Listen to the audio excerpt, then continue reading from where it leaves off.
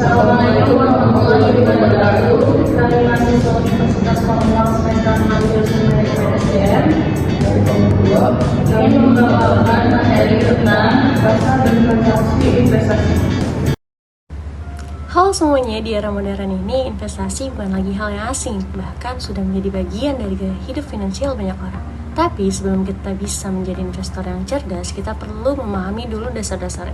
Mulai dari apa itu pasar investasi, hingga bagaimana transaksi terjadi di dalamnya.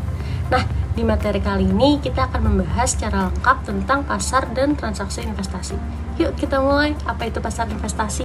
Nah teman-teman, pengertian pasar investasi adalah tempat di mana berbagai instrumen keuangan diperjualbelikan seperti saham, obligasi, reksadana, dan derivatif.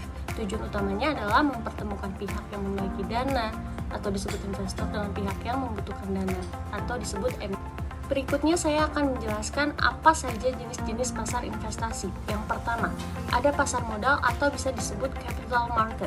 Contohnya Bursa Efek Indonesia. Di sinilah saham dan obligasi diperdagangkan. Yang kedua, ada pasar uang atau bisa disebut money market yang menawarkan investasi jangka pendek seperti deposito berjangka dan sertifikat Bank Indonesia atau bisa disebut SBI.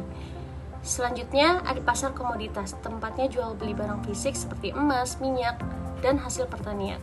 Dan yang terakhir ada pasar valuta asing yang biasa disebut forex, tempat jual beli mata uang asing misalnya USD ke IDR.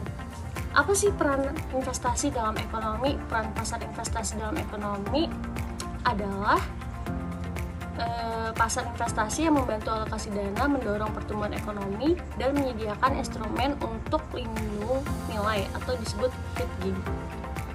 Selanjutnya, siapa saja pelaku pasar dan apa yang diperjualbelikan? Pertama, pelaku pasar investasi. A. Investor individu, orang seperti kita yang membeli saham atau reksadana untuk jangka panjang. B. Investor institusional, misalnya dana pensiun, bank, atau perusahaan asuransi. C. Broker atau perusahaan sekuritas, pihak perantara yang membantu investor melakukan transaksi. D. Regulator, contohnya Otoritas Jasa Keuangan atau OJK dan Bursa Efek Indonesia atau BEI yang mengatur dan mengawasi jalannya pasar. 2. Instrumen investasi yang umum. A. Saham, surat kepemilikan atas suatu perusahaan, keuntungan dari dividen atau capital gain. B. Obligasi, surat utang yang diterbitkan oleh perusahaan atau pemerintah dan memberikan bunga tetap. C. Reksadana, dana kolektif dari banyak investor yang dikelola manajer investasi. D. ETF, derivatif, dan komoditas, instrumen lain yang lebih kompleks dan cocok untuk investor berpengalaman. 3. Resiko dan imbal hasil, semakin tinggi potensi imbal hasil, biasanya semakin tinggi pula resikonya. Saham cenderung lebih fluktuatif dibanding obligasi, tetapi bisa memberikan keuntungan yang lebih besar. Bagaimana transaksi dilakukan? Yang pertama, proses transaksi investasi. Nah, teman-teman, kalau kita mau mulai berinvestasi, langkah pertama yang harus kita lakukan adalah membuka akun investasi. Kita bisa daftar di perusahaan sekuritas atau lewat aplikasi investasi digital seperti Ajaib, Bibit, Bareksa, dan lainnya. Pastikan aplikasi yang kita gunakan sudah terdaftar dan diawasi oleh OJK ya, supaya aman. Yang kedua, setelah punya akun, kita bisa memilih instrumen investasi. Di sini kita bisa pilih investasi di saham, reksadana, atau obligasi. Masing-masing mempunyai karakteristik dan risiko sendiri. Jadi penting untuk menyesuaikan dengan tujuan dan profil risiko kita.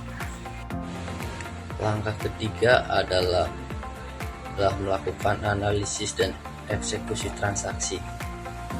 Kita bisa pakai analisis fundamental, melihat kinerja perusahaan, atau teknikal yang fokus pada pergerakan harga. Setelah itu, kita langsung beli atau jual sesuai strategi kita.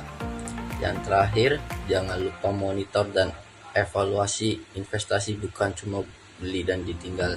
Kita perlu pantau performa secara berkala supaya bisa ambil keputusan kalau ada perubahan kondisi pasar.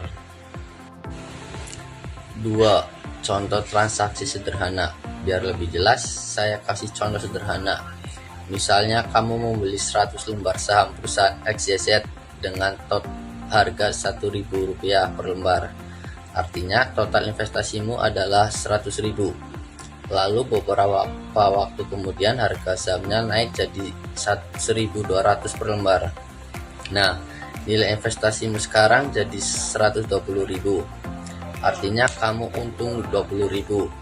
Ini adalah contoh dasar dari capital gain atau keuntungan dari selisih harga beli dan jual. Yang ketiga, platform dan aplikasi populer di Indonesia. Sekarang makin banyak platform investasi digital yang memudahkan kita untuk memulai. Beberapa yang populer di Indonesia antara lain Ajaib, Bibit, Reksa, Stopit, Mos dari Mandiri Sekuritas, dan masih banyak lagi. Masing-masing mempunyai fitur berbeda, jadi pilihlah yang sesuai dengan gaya dan kebutuhan kamu. Tapi ingat, pastikan semuanya sudah berizin dan diawasi oleh OJK. Tips aman berinvestasi. Terakhir, kali ini beberapa tips supaya kita bisa berinvestasi dengan aman dan bijak. Yang pertama, jangan ikuti tren tanpa tahu apa yang dibeli. Selalu lakukan riset terlebih dahulu. Yang kedua, kenali profil risikomu. Apakah kamu tipe konservatif, moderat, atau agresif? Ini sangat menentukan pilihan instrumen. Yang ketiga, lakukan diversifikasi. Jangan taruh semua uang di satu tempat. Sebar risiko dengan berbagai jenis investasi.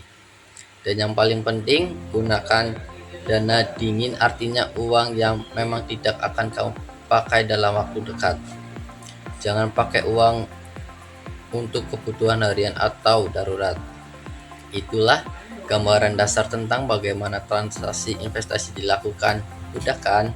Dengan pemahaman yang baik, siapapun bisa mulai berinvestasi asal dilakukan dengan bijak dan bertanggung jawab.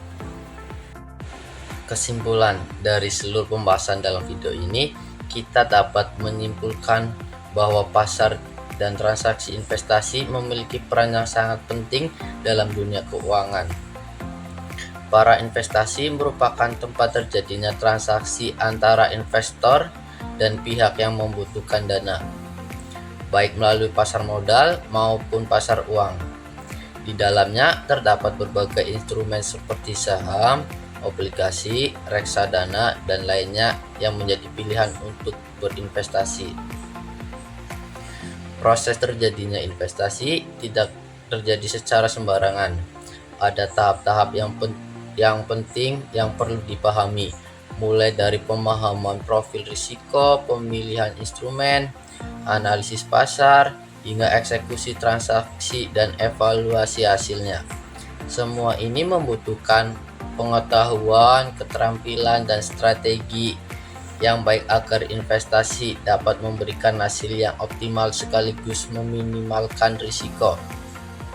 Selain itu, keberadaan lembaga seperti bursa efek, perusahaan sekuritas, manajer investasi, serta peran regulator seperti OJK sangat penting untuk menciptakan ekosistem investasi yang sehat, transparan, dan dapat dipercaya oleh para investor.